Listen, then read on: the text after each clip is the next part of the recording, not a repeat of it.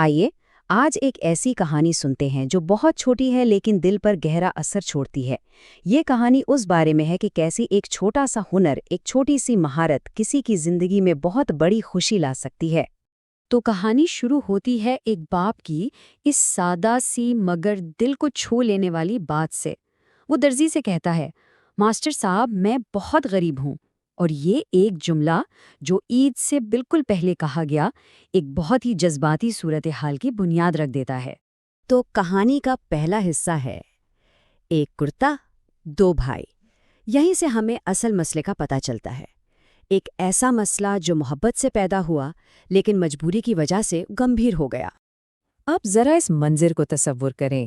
دو چھوٹے چھوٹے بھائی ہیں، دونوں عید کے لیے بے حد پرجوش، اور دونوں ایک ہی بات پر اڑے ہیں کہ میرا کرتا سلے گا۔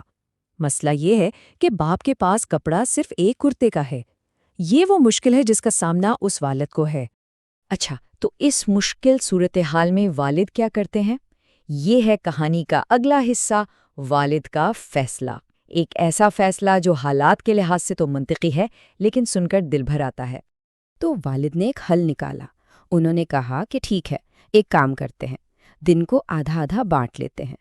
ایک بیٹا عید کے دن کے پہلے حصے میں نئے کپڑے پہن لے اور دوسرا باقی آدھے دن میں، تاکہ دونوں کی خوشی پوری ہو جائے، بھلے تھوڑی دیر کے لیے ہی صحیح۔ اب تک تو ہم باپ اور بیٹوں کی بات کر رہے تھے، لیکن اس کہانی میں ایک اور کردار بھی ہے جو یہ سب خاموشی سے دیکھ رہا ہے، درزی۔ اور یہاں سے کہانی ایک بہت دلچسپ موڑ لیتی ہے۔ یہ وہ لمحہ ہے جہاں سب کچھ بدل جاتا ہے۔ درزی اس پورے خاندان کی کشمکش دیکھ رہا ہے اور اپنے آپ سے بس ایک سوال کرتا ہے، کیوں نہ میں ان لوگوں کی مدد کر دوں؟ اور یہی ایک سوال پوری کہانی کا رخ بدل دیتا ہے۔ لیکن کمال کی بات یہ ہے کہ وہ کچھ ظاہر نہیں ہونے دیتا، بالکل خاموشی سے بچوں کا ناپ لیتا ہے اور باپ سے کہتا ہے کہ ایک ہفتے بعد آ جانا۔ وہ اپنے منصوبے کو راز رکھتا ہے، جس سے کہانی میں ایک تجسس پیدا ہو جاتا ہے۔ اور پھر آتا ہے عید کا دن، اور سامنے آتا ہے درزی کا وہ تحفہ جو اس نے چھپا کر رکھا تھا۔ اب ہم کہانی کے نتیجے پر پہنچ گئے ہیں۔ جب باپ واپس دکان پر پہنچتا ہے تو وہ حیران رہ جاتا ہے۔